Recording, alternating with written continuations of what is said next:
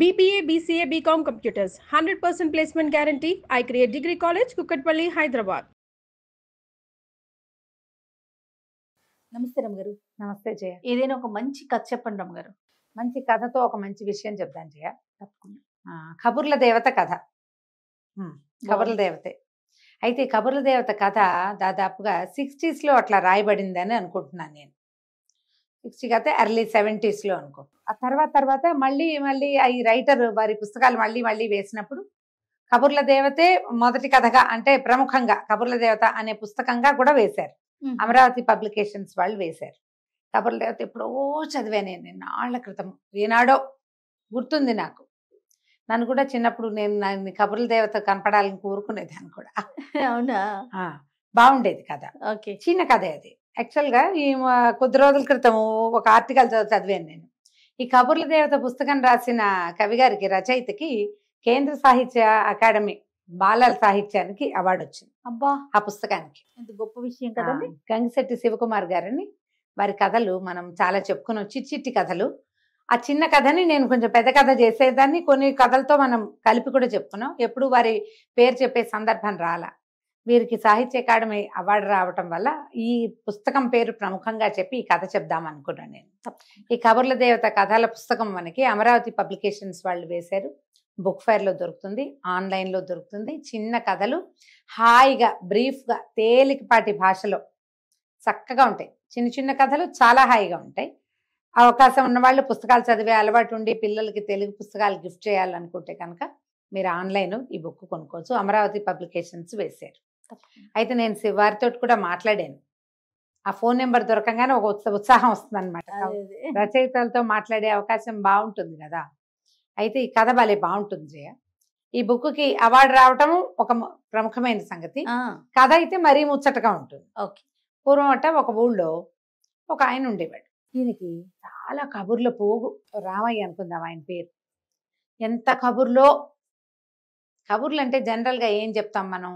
ఆసెమా ఓసెమా, చిన్నప్పటివి మొన్నటివి ఎప్పటివో చెప్తాం. మాట్లాడుతూ నేను నీతో మాట్లాడాను, నువ్వేదో నీ ఆసెమా ఓసెమా చెప్పావనుకో, అయిందా? రేపు నేను ఇంకోళ్ళతో మాట్లాడాలంటే ఏం కబుర్లు వెళ్తాయి? పాత ఆసెమా ఓసెమాలతో పాటు లేటెస్ట్ ఆసెమా ఓసెమా ఇక్కడ వస్తాయి కదా. వాళ్ళు చెప్పినవి, వాళ్ళ సంగతులు ఇంకోళ్ళకి, అవతల వాళ్ళు ఏదో చెప్తారు, వీళ్ళిద్దరి సంగతులు మూడో వాళ్ళకి, మూడో వాళ్ళు ఏదో చెప్తే 1, 2, 3 4 వాడికి వెళ్తుంది. ఇలా అందరితోటి కబుర్లు చెప్పుకుంటూ ఉండేవాడు. వాళ్ళ ఆవిడ ఇంతే కబుర్ల పోగు, వీడు పని చేయడు పాట చేయడని ఆవిడ ఏదో పని పాట చేసుకుని అన్నం పెట్టేది భర్తకి. ఏదో ఒకటి ఉంటాడు అంతే ఆయన. కానీ క్రమంగా అది ఎట్లా పరిణమించింది, ఈ ఒకళ్ళ మాటలు ఇంకొకళ్ళ దగ్గర, వాళ్ళ మాటలు ఇంకోళ్ళ దగ్గర అట్లా వెళ్ళేసరికి తగాదాలు రావడం మొదలుపెట్టి, ఎప్పుడు కొట్లాట్లే, ఎప్పుడు గొడవలే. ఈ భార్య మనకి విసుగు పుట్టింది. వాళ్ళు ఎవడు పడతాడు, ఏదో కాస్త పని చేసి 10 రూపాయలు పావలను తెస్తాను, అన్నం పెడతా, అంతేగాని కొట్లాటలు తీర్చడం నా వల్ల ఎక్కడ అవుతుంది. అందుకని ఆవిడ పొద్దున్నే పని చేసుకుని తన పనిలోకి వెళ్ళేటప్పుడు మొగుండ గదిలో పెట్టి తాళం వేసి వెళ్ళేది. బాగుంది. తాళం వేసి వెళ్ళిపోయేది. ఇది తోచేది కాదు, ఎవరో ఒకళ్ళతో మాట్లాడాలిగా. ఆయన ఏం చేసేవాడు, ఆ ఎదురుకుండా గదిలో కూర్చుని గోడతోటి కబుర్లు చెప్పేవాడు. ఎవరైనా చూసావా నువ్వు? అసలు పిల్లలు ఒక్కళ్ళే ఆడుకుంటారు. అవును, గమనించావా ఎప్పుడైనా? వాడే అవతల ఆట కూడా తనే ఆడుకుంటూ ఉంటారు. తర్వాత ఒక క్యారెక్టర్ 3-4 క్యారెక్టర్లు వాళ్లే ఆడుకుంటారు. సింగిల్ కిడ్స్ ఉన్న వాళ్ళకి మాకు బాగా ఎక్స్పీరియన్స్.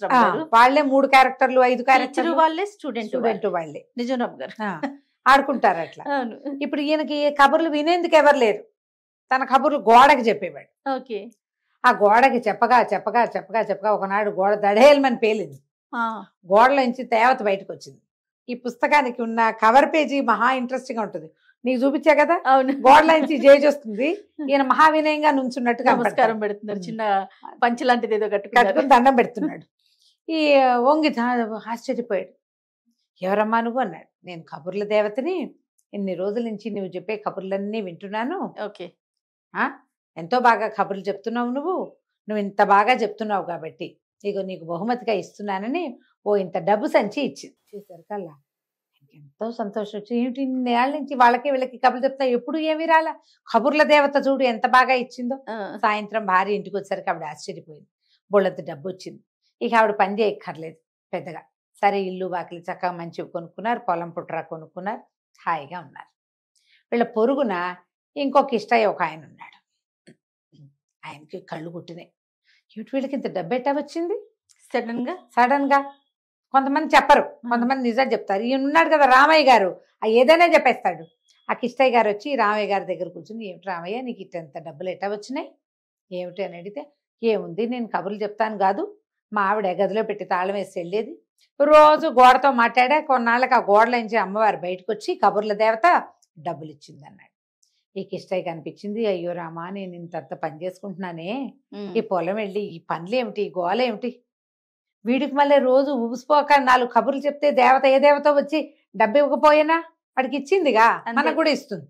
సరే ఈయన ఏం చేశాడు, కూర్చుని తను కూడా తలపేసుకుని గోడతో కబుర్లు చెప్పడం మొదలెట్టాడు. రామయ్య గారు చిన్నప్పటి నుంచి కబుర్లు చెప్పే అలవాటు ఉన్న మనిషి. పైగా ఏదైనా విషయం వింటే ఇంకొకళ్ళకి చెప్పేటప్పుడు రంజుగా వర్ణించి చక్కగా చెప్పగలడు. మాటల పోగు, కథ బాగా చెప్పగలడు. బాగా చెప్పగలిగే వాళ్ళు ఏముంది, ఒక వాక్యం ఇస్తే చాలు దానికి ఎక్కి తొక్కతిక పీకి గంట సేపు చెప్తారు. ఈ కిష్టయ్య గారు కష్టజీవి పాపం, ఏదో పొలం వెళ్ళటం పని చేసుకోవటం తప్పిస్తే కబుర్లు కాకరకాయలు రావు. ఈయన ఏం చెప్తాడు, ఏదో చెప్పాడు. 4 రోజులు 3 రోజులు అయ్యేసరికి కబుర్ల దేవత మళ్ళీ ఆవిడ గోడ పగల కొట్టుకుని వచ్చింది.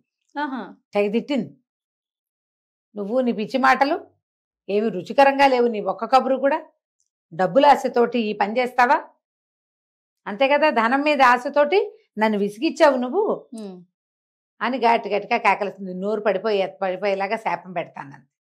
బతులాడుకున్నాడు, మా అమ్మ మా తల్లి ఇంకెప్పుడు ఇలాంటి పొరపాటు చేయను, నన్ను వదిలిపెట్టేసేయి, నేను ఇంకెప్పుడు కబుర్లు చెప్పాను, నా పని నేను చేసుకుంటాను. వాడికి అదే వచ్చు, అందుకని వాడు అదే చేశాడు. నీకు ఇంకా వేరే పనులు వచ్చు కదా, ఆశపోతానానికే కదా నువ్వు ఈ పని చేస్తున్నావు, ఇంకోసారి పిచ్చి కబుర్లు చెప్పావంటే ఊరుకోన్నది. గోడ కాస్త మళ్ళీ అతుక్కుపోయింది. కిష్టయ్య గారు నోరు గట్టిగా మూసుకొని బయటకు వచ్చేసాడు. అందుకని కబుర్లు ఎవరు చెప్పాలో వాళ్ళే చెప్పాలి. అలానే కథలు కూడా రమ్మగారు కబుర్లు మాత్రమే కాదు, కథలు ఎవరు చెప్పారో వాళ్ళే చెప్పాలి కదా, 100%. ఇదే కథ. అది చాలా ఈ కథతో పాటు ఇంకా చాలా కథలు ఉన్నాయి ఆ పుస్తకంలో. గంగిశెట్టి శివకుమార్ గారి పేరు మీరు ఆన్లైన్ గూగుల్లో సెర్చ్ చేసినా మీకు కనపడుతుంది. కబుర్ల దేవత అనే పుస్తకం కోసం టైప్ చేసినా మీకు కనిపిస్తుంది. పుస్తకం చదవండి, మీ పిల్లలకి ఆ కథలు వినిపించండి. ముఖ్యంగా శివకుమార్ గారిని అభినందించండి. తప్పకుండా ఒక మంచి రచయిత గురించి మనం తెలుసుకునే అవకాశం దొరికిందండి. నమస్తే.